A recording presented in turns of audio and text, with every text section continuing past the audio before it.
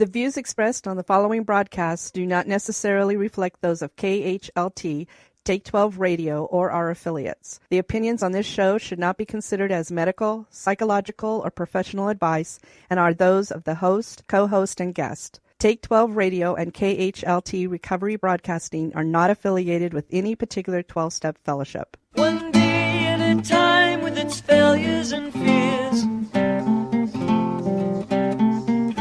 with portion of pain and burden of care, we must meet.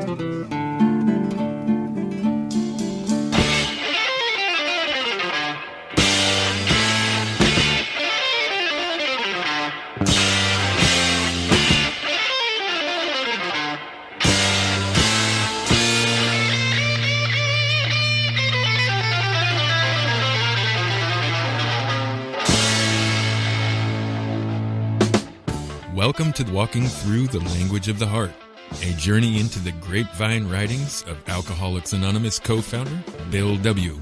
And now, here are your co-hosts, Chris S. and the Monty'man. Welcome, one and all, to episode number 9, looking at article number 9 of Walking Through the Language of the Heart. The book is The Language of the Heart.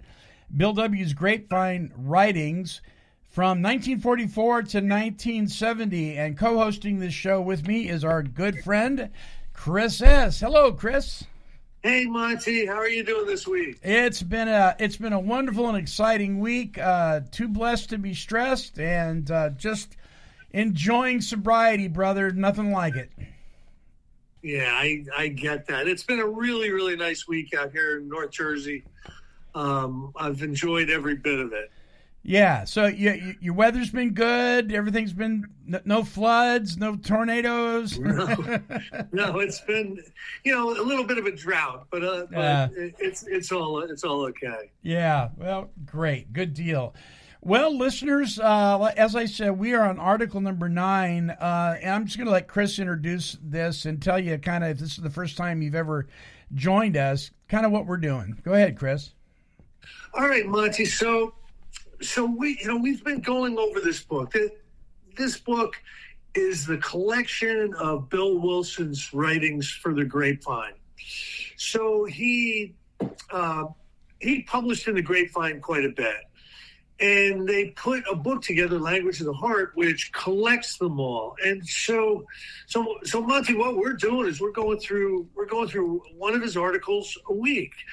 And I am really finding so much value in it. Last week, we talked about this last week. Last week, it was about money, right? And I thought, I guess this won't be a really interesting one, right? And it was one of the most interesting articles that we've gone through so far. So I am really in for this ride. Neither you or I read these before we do the show, because we want to be.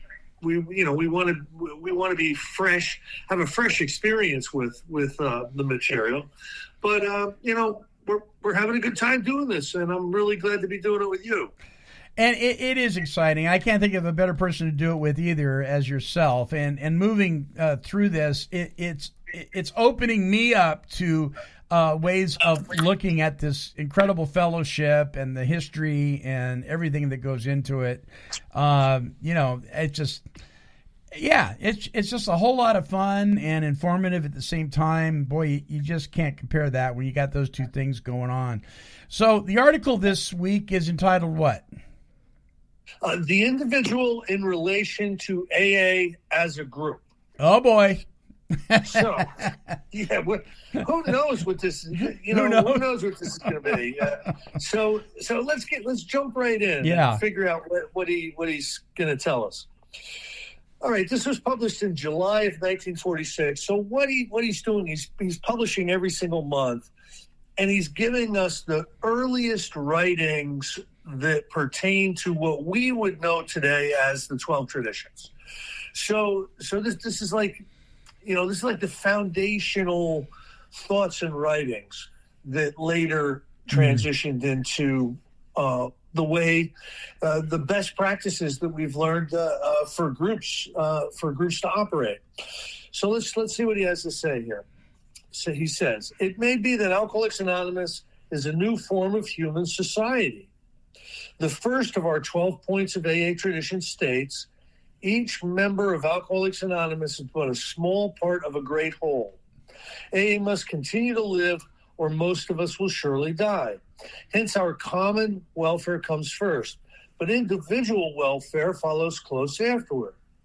This is a recognition common in all forms of society that the individual must sometimes place the welfare of his fellows ahead of his own uncontrolled desires. Were the individual to yield nothing to the common welfare, there could be no society at all. Only self will run riot, anarchy in the worst sense of the word.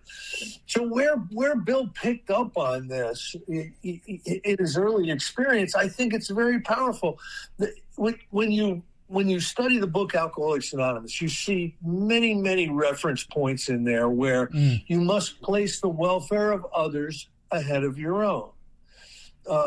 If you're going to survive the trials and low spots ahead, you're going to need to be doing your job, a selfless job out there helping other people, and that goes against so much of the alcoholic nature. I truly believe that the alcoholic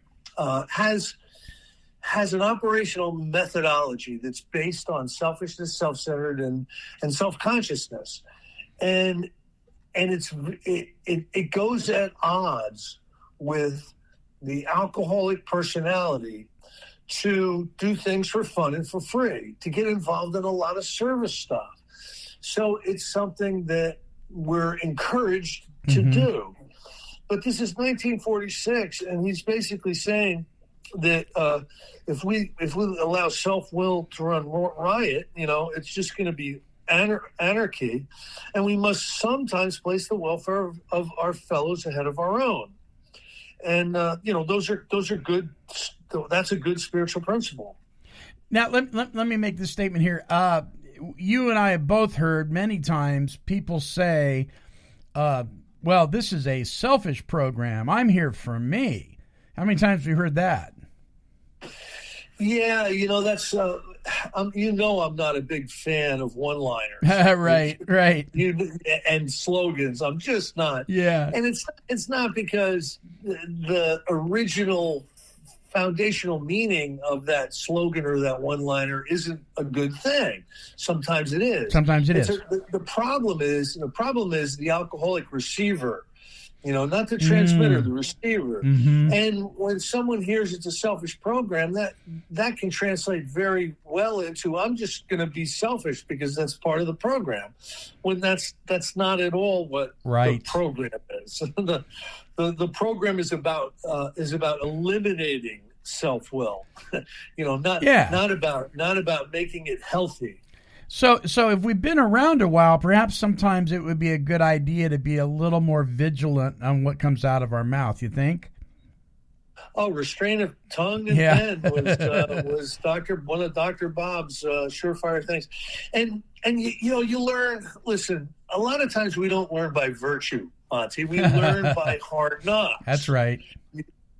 So how many times have we opened up our mouth and said the wrong thing? So every time we do that, we get a little bit better at not opening up our mouths and saying the wrong thing. Yep. So, that seems to be how we learn. Yeah.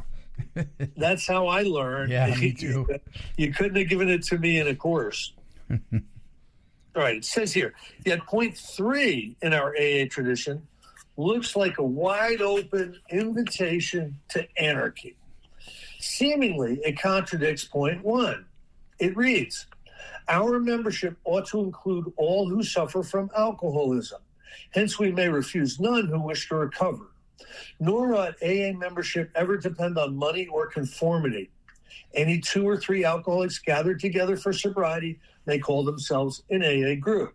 This clearly implies that an alcoholic is a member if he says so, that we can't deny him membership, that we can't demand from him assent, that we can't force our beliefs or practices upon him, that he may flout everything we stand for and still be a member. In fact, our tradition carries the principle of independence for the individual to such an apparently fantastic length that so long as there is the slightest interest in sobriety, the most unmoral, most antisocial, most critical alcoholic may gather about him a few kindred spirits and announce to us that a new Alcoholics Anonymous group has been formed. Anti-God, anti-medicine, anti-our recovery program, even anti-each other. These rampant individuals are still in AA group if they think so. Holy mackerel. Wow. I don't ever remember reading that paragraph. Wow. That is amazing. You know, that almost can be interpreted as pro-anarchy. I mean, it looks like a train wreck. You know, what he's saying is, if two train wrecks want to get together and start an AA group, they can. They can. You know what I mean? Yeah. And you know, I know a little bit about where Bill Wilson is going with some of this stuff, right? He's seen a lot of things start out, and then God gets involved. Yes. And maybe it's the worst train wreck you've ever seen, but if there's sincerity and a real desire for these people to get and stay sober, you know, what happens is it starts a development in a positive trajectory. You know what I mean? Yep. So our recovery program. I've never heard that before. Wow. You know, that's ultimately giving us the ultimate freedom, Monty. It really is. I mean, I have been guilty of in a private discussion with an individual. They were talking about a particular group and the way the group operates and the way the stuff that is said in the group and so forth. To me, it's just not an AA meeting. It ceases to be an AA meeting at that point. But according to this, as long as they want to call it that, they can call it that. Yeah. I mean, we really don't have a right to. They have more of a right to call it an AA group than we have to say that it's not. Say it's not. Yeah. Wow. But that's eye opening. So you know, he really is about making sure the doors are wide open enough. Sure. For some of us to stagger in. That's for sure. Yeah. Anyway, our alcoholic friends sometimes exclaim, "Did we hear you say that AA has a sound social structure? You must be joking. To us, your tradition 3 looks like as firmly grounded as the Tower of Babel. In your point 1, you plainly say that a group welfare comes first. Then you evidently proceed in point 3 to tell every AA that nobody can stop him if he thinks and does exactly what he pleases. True enough, your second point speaks vaguely about an ultimate authority, a loving God as he may express himself in our group conscience. With all deference to your views, that point does look just a little impractical to outsiders. After all, the whole world today is but the sad story of how most men have lost their conscience and so cannot find their way. Now come you alcoholics, unstable people too, you'll admit, and you blandly tell us, 1, that AA is a beautiful socialism, most democratic. 2, that AA is also a dictatorship, its members subject to the benign rule of God. And finally, 3, that AA is so very individualistic that the organization cannot discipline its own members for misbehavior or unbelief.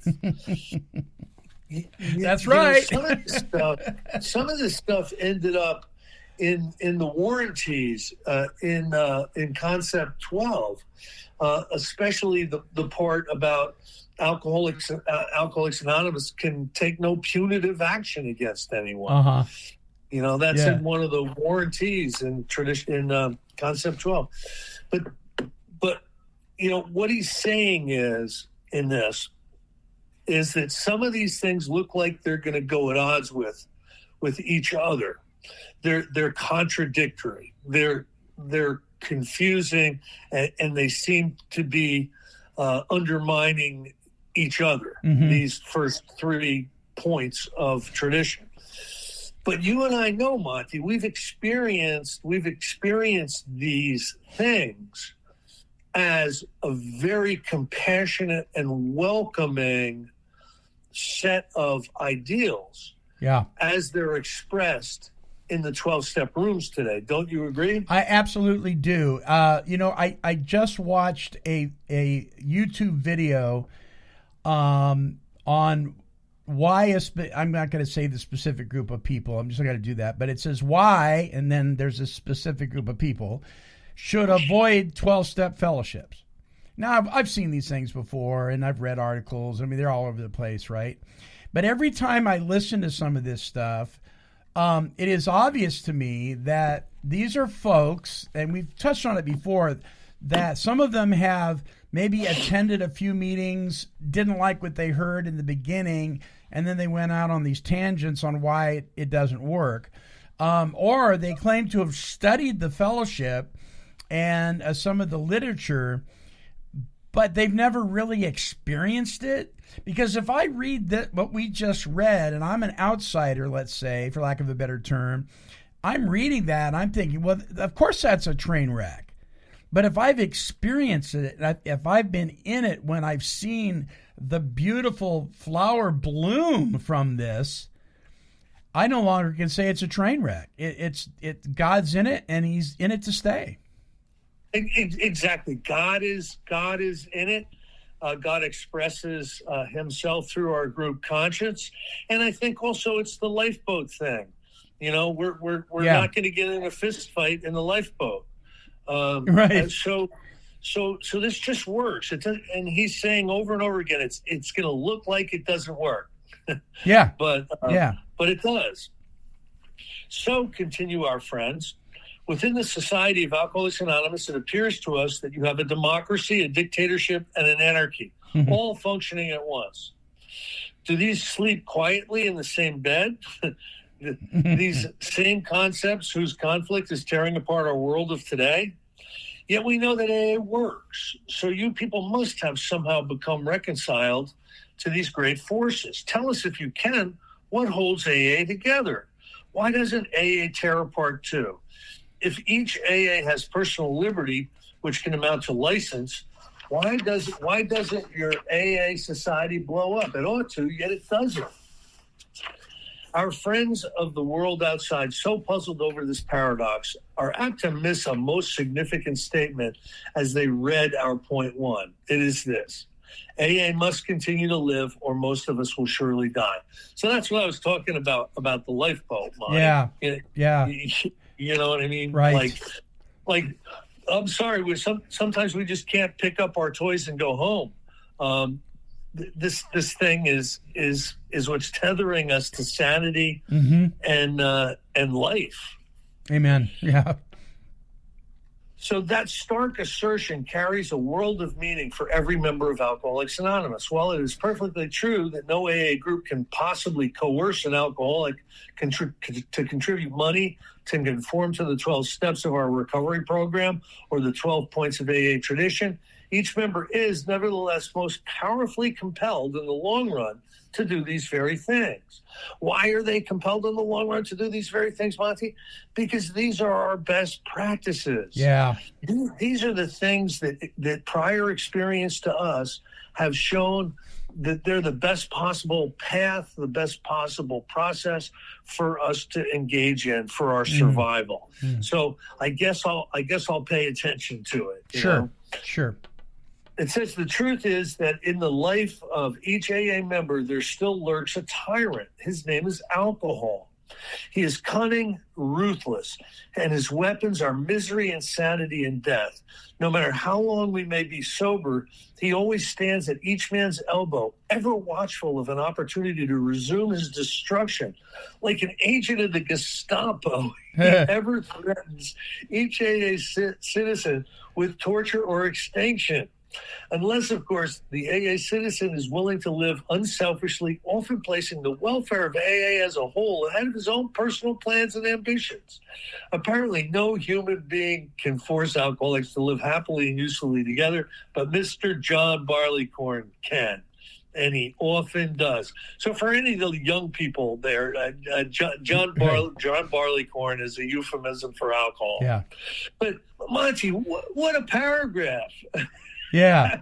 Yeah. The tyrant alcohol, and the tyrant alcohol's weapons are misery, insanity, and death.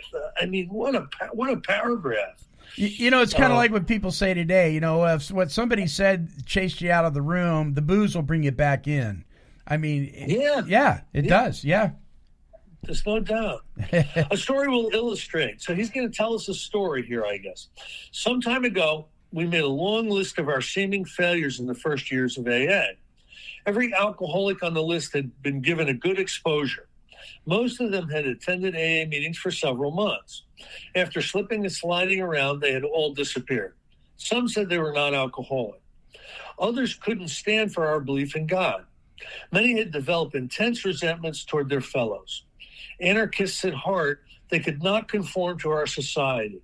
And because our society did not conform to them, they quit. But only temporarily. Over the years, most of these so-called failures have returned, often becoming magnificent members. We never run after them. They return to their own accord. Each time I spot one newly back, I ask him why he has rejoined our fold. Invariably, his answer runs like this. When I first contacted AA, I learned that alcoholism is a disease, an obsession of the mind that compels us to drink, and a sensitivity of the body that condemns us to go mad or die if we keep on. I also learned that AA worked, at least for some alcoholics. But I then disliked AA methods, hated some of the alcoholics I met there, and I still toyed with the idea that I could do the job of quitting all by myself. After several more years of terrible drinking, which I found I was powerless to control, I gave up. I returned to AA because it was the only place left to go. I tried everything else. Arrived at this point, I knew I must act quickly, that I must adopt the 12 steps of the AA recovery program, that I must cease hating my fellow alcoholics, that I must now take my place among them as a very small part of that great whole, the Society of Alcoholics Anonymous. It all boiled down to a simple question of do or die. I had to conform to AA principles or else. No more anarchy for me. So I'm back. Monty, this is my personal experience. You know, I showed up in the rooms and they weren't really pushing God back then, but I understood it was a spiritual program, which I didn't really think would work. I didn't like some of the people in there. I thought that they were lame. And I suffered from, you know, the delusion that if I only really, really tried and really, really wanted to not drink, I'd be able to take care of this thing myself. And just like Bill's explaining in here, we're out there on our own. Alcohol returns. It's cunning, it's baffling, it's powerful. We end up drunk. We end up realizing that it's even worse now than it ever was. And yeah, I wasn't real happy with that AA, but I got no other plans. There's nothing else. So I'm going back. And that's the story of so many people, I think. You know, I think one of the things that really attracted me to the fellowship was there were so many people meeting on a regular basis that I couldn't understand how these people could be friends with each other. I mean, they were so different. You know, every individual was just like somebody had taken members of each planet in the universe and put them together. And I thought, wow, I mean, that really impressed me. I was like, how do these people get along? Yeah, I remember this one guy, he was an old Vietnam vet. He looked like he hated the world, right? And I thought, that guy's never going to become my friend. I mean, the guy is just a jerk and everything. He ended up becoming one of my closest friends in the program. There was just all sorts of people like that. It's a mind-blowing experience that really it's a shame that more people don't engage it. You know, we're in the Star Wars bar scene. Yeah. you know what I mean? Yeah. And I got to tell you, I no longer value friendships because of things like similarities and commonalities. I value friendships because of what's in a person's heart, and what is it? What is in it? What's deep inside a person's personality? And I've got we both have friends that are just all over the spectrum. Yeah. Like we'll have a party at my house and all the neighbors will be like, what the hell? Who are the, what are they, because there's somebody in a cowboy hat, somebody wearing a coat and tie, I mean, there'll be an airline pilot and, there'll be an attorney. I mean, it's just, there'll be somebody that runs a garden center. It doesn't make any sense, but we are people who normally would not mix. Right. But guess what? We're all in the lifeboat, yeah, right? Yeah. It's awesome. This illustration shows why we of AA must hang together or else hang separately. We are players at a stern drama where death is the proprietor to those who falter.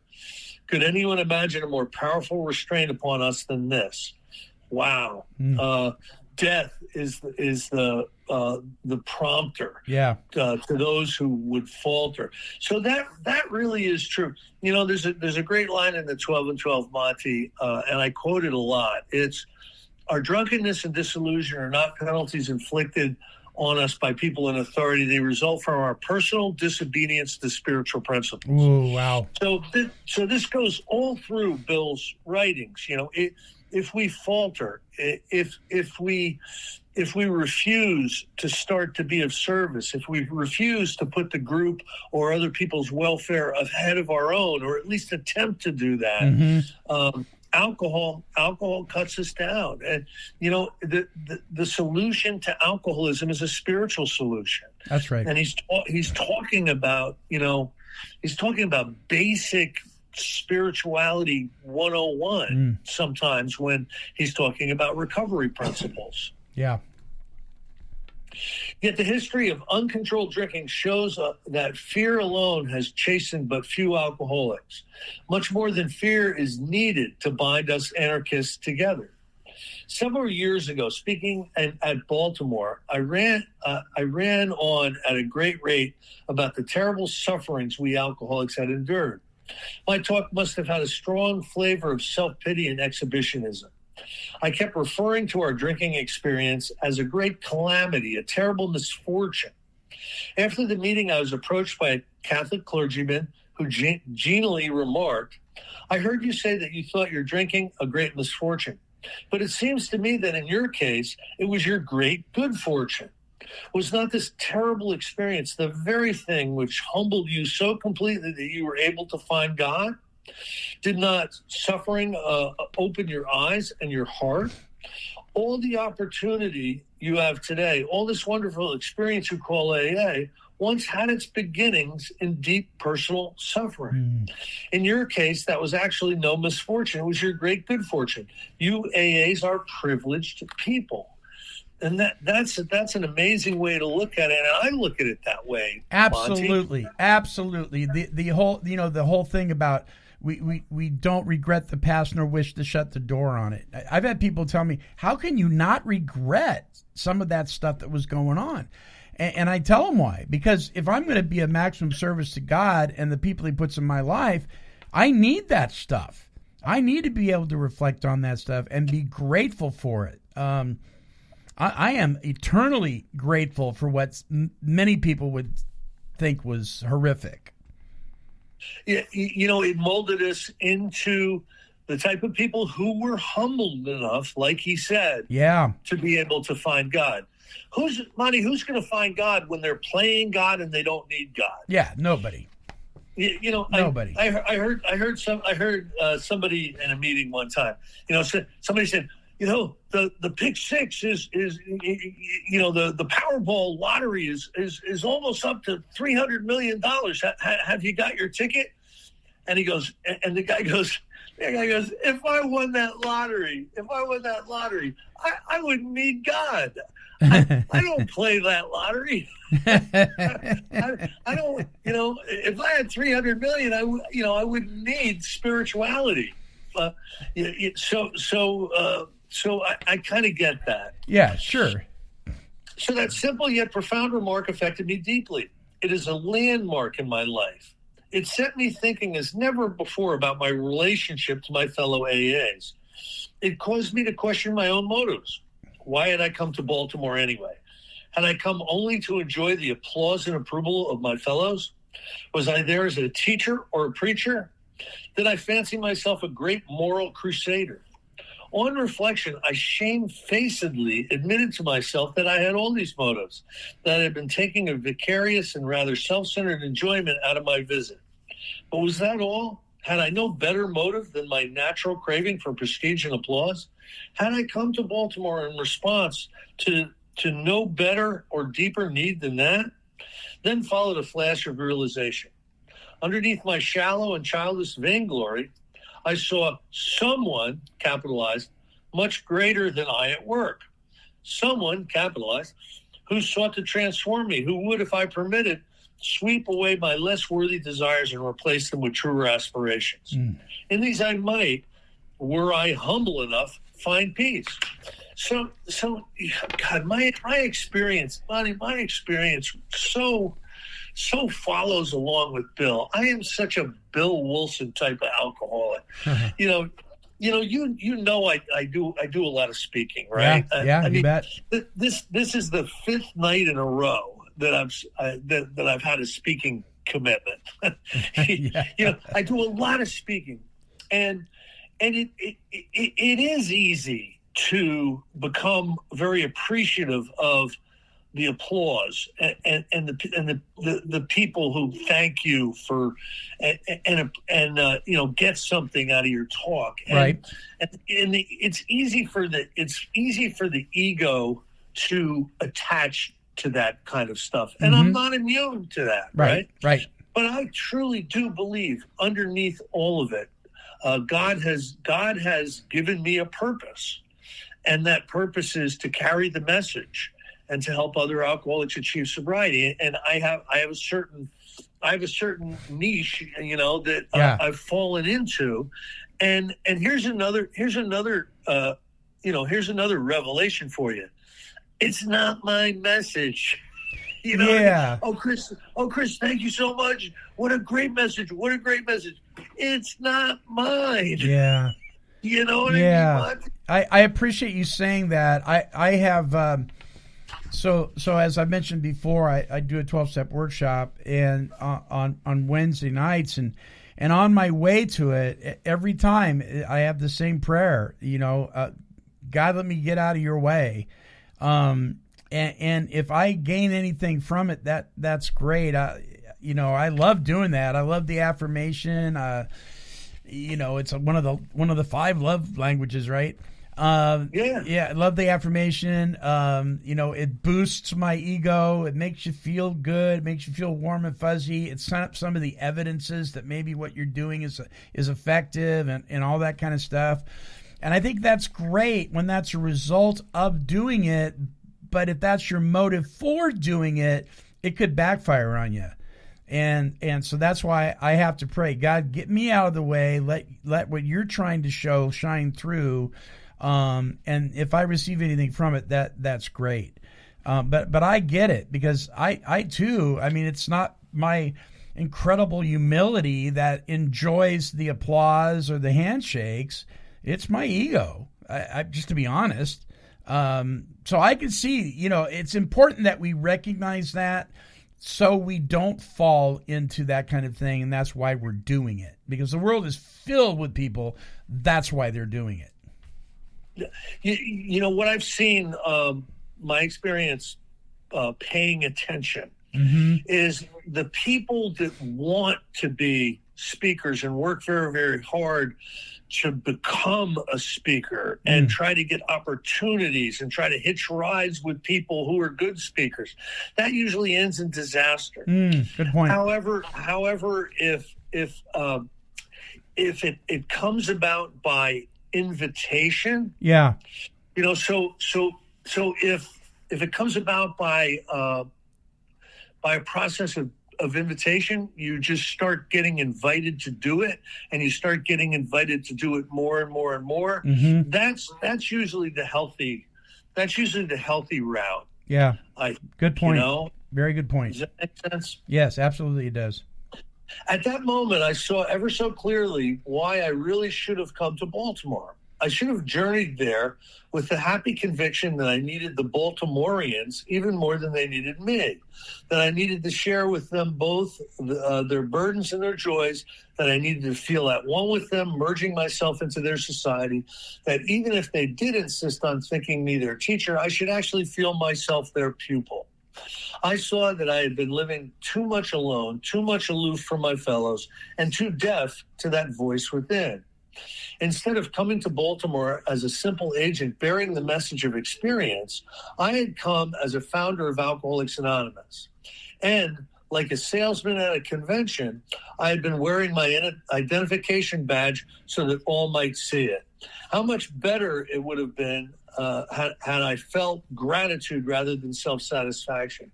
Gratitude that I had once suffered the pains of alcoholism. Gratitude that a miracle of recovery had been worked upon me from above. Gratitude for the privilege of serving my fellow alcoholics, and gratitude for those fraternal ties which bound me ever closer to them in a comradeship such as few societies of men have ever known. Truly did the clergyman say, your misfortune has become your great good fortune. You AAs are privileged people. Really, what a wonderful way to look at this. Mm-hmm. To look at the invitation that he got to go to Baltimore. Now, I want to mention one thing. I've got a really, really great friend. His name is Dane. He might even listen to this when you post it, right? Yeah. But he had a conversation with me. He had a speaking commitment out in Pennsylvania, like a big convention talk that he was giving. And he doesn't much like doing those talks, right? But he's gonna continue to get invited to do them because he's very, very powerful. He comes right from the heart. But he told me that they gave him an identification badge that said speaker on it. And he was the Sunday morning speaker, so he was going to have to walk around the whole weekend with this big yellow thing saying speaker. And he refused to wear it. He refused to wear it because he didn't want to cut himself out of the herd. You know? Yeah. Is that not a cool thing? That is a very cool thing. Yeah. Kudos to him. That's great. I still wear mine. On your forehead, right? No, I told him I'm going to learn from his example. Yeah. So that's a great story. My experience at Baltimore was not unique. Every AA has such spiritual landmarks in his life, moments of insight which draw him closer to his fellows and to his maker. The cycle is ever the same. First, we turn to AA because we may die if we don't. Next, we depend on its fellowship and philosophy to stop our drinking. Then, for a time, we tend once more to depend upon ourselves, seeking happiness through power and acclaim. Finally, some incident, perhaps a sharp reverse, opens our eyes still wider. Then, as we learn our new lesson and really accept its teaching, we enter a new level of better feeling and doing. Life takes on a finer meaning. We glimpse realities new to us. We apprehend the kind of love which assures us that it's more blessed to give than to receive.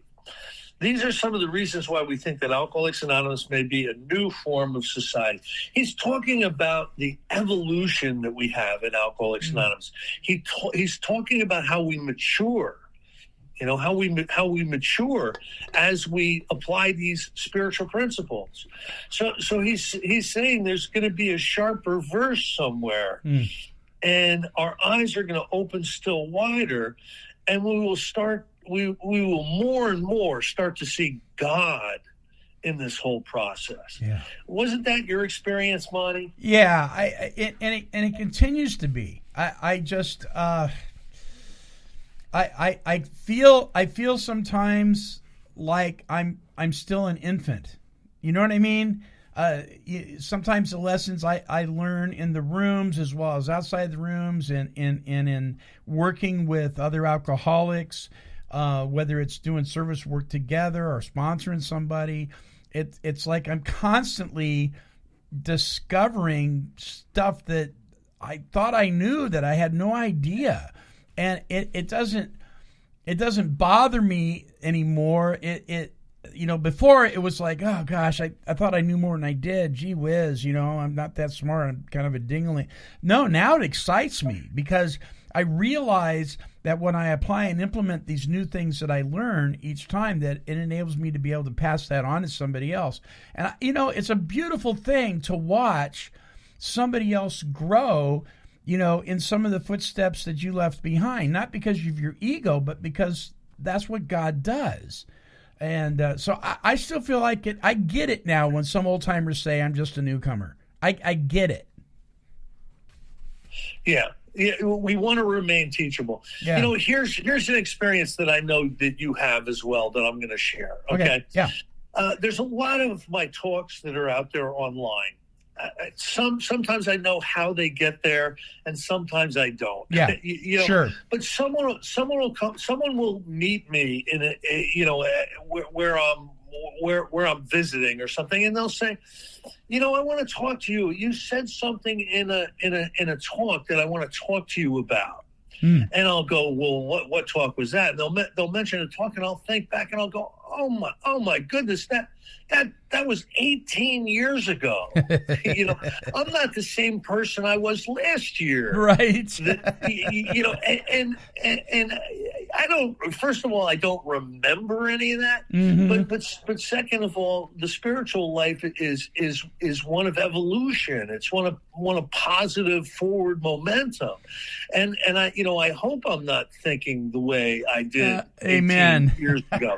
So if you want to argue with me about some position I took 18 years ago, I'll be on your side.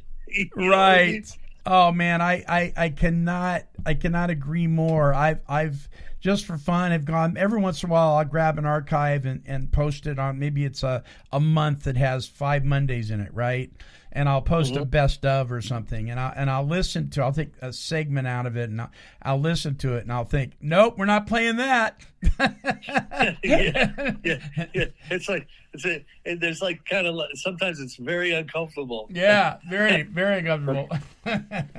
All right, so each AA group is a safe haven, but it is always circumscribed by the tyrant alcohol, like the men on Eddie Rickenbacker's raft.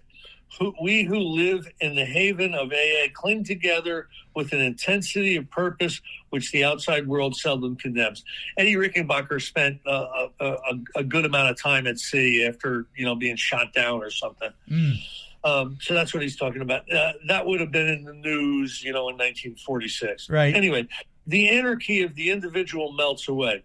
Self-love subsides and democracy becomes a reality. We begin to know true freedom of the spirit. The awareness grows that all is well, that each of us may implicitly trust in him, who is our loving guide from within and from above. And you know what, Monty? You know what I believe today? What's that? All is well. That's what I believe. This was a beautiful piece of work, wasn't it? Yeah. I mean, gosh, it's so rich. I get funny looks when I say that. I mean, I quote that, let your heart not be troubled. When did God stop being in control? When he stops being in control, then we need to worry. But I don't think that's happening. And, I mean, he's either everything or he's nothing, right? I mean, he's in charge. I turn my will on it. I have to do it daily because I'm so self-centered. I'm all I think about all day long if I don't, and I got to turn my will, my life over to him on a regular basis, and I trust him. And when I trust him, I may not be happy with certain things or something somebody said or whatever, but bottom line, I'm not in panic mode, Chris. I'm just not. I'm not going there. I spent years in panic mode. I don't need it. And I don't need to have it. So I believe alcoholism is a toxic expression of self-consciousness. And it manifests with selfishness and resentment and fear and all this other stuff because of this toxic self-consciousness. And I believe that we transition more and more toward God consciousness as we practice these principles. And I want to end, Monty, with a story. And I'm going to give the guy credit who tells this story certainly more than I do. Steve from Nashville tells this story. And he said he was in a meeting this one time, and there were some newcomers in there, and this one newcomer raises his hand, and he just lets the room have it, like sometimes newcomers do. Like, I can't believe how bad, my life. You wouldn't believe it's just she left me. I had my job. The cops are after me. My parents don't understand. I'm just terrible. Yeah, you people tell me that it's going to get better. You tell me it's going to get better. I want you to tell me right now, when is it going to get better? And this is a discussion meeting, so you can imagine every hand goes up. Right? Oh, my God. And people are talking about their experience. And then there's this wizened old-timer who usually waits toward the end of the meeting to raise his hand, right? Yeah. And he raises his hand, and this is what he said.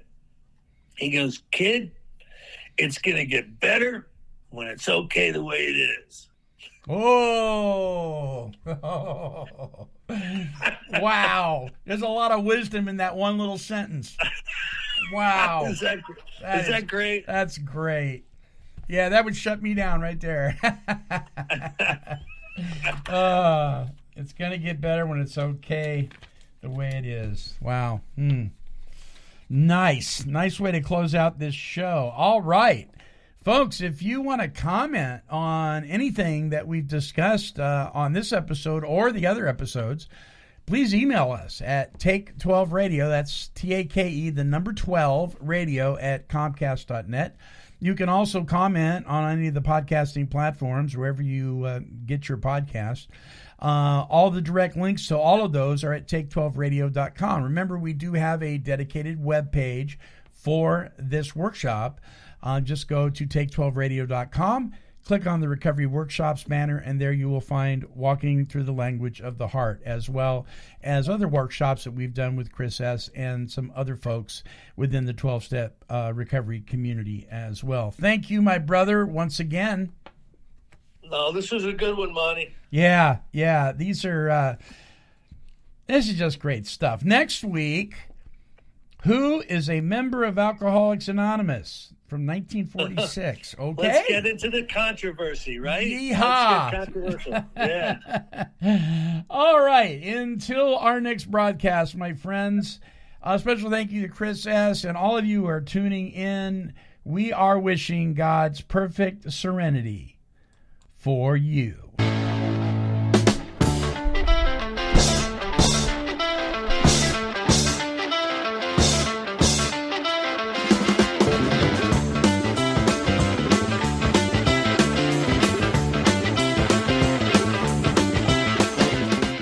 For more recovery workshops with Chris S. and the Monty'man, visit our website at Take12Radio.com and click on the Recovery Workshops banner.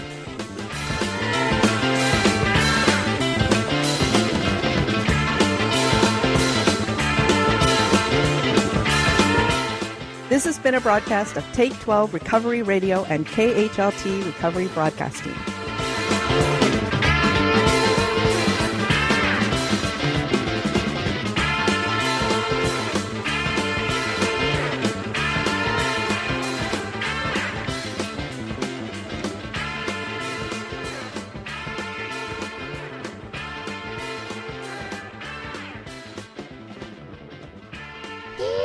Kitty, kitty, kitty, kitty. Meow, meow, meow. Woof.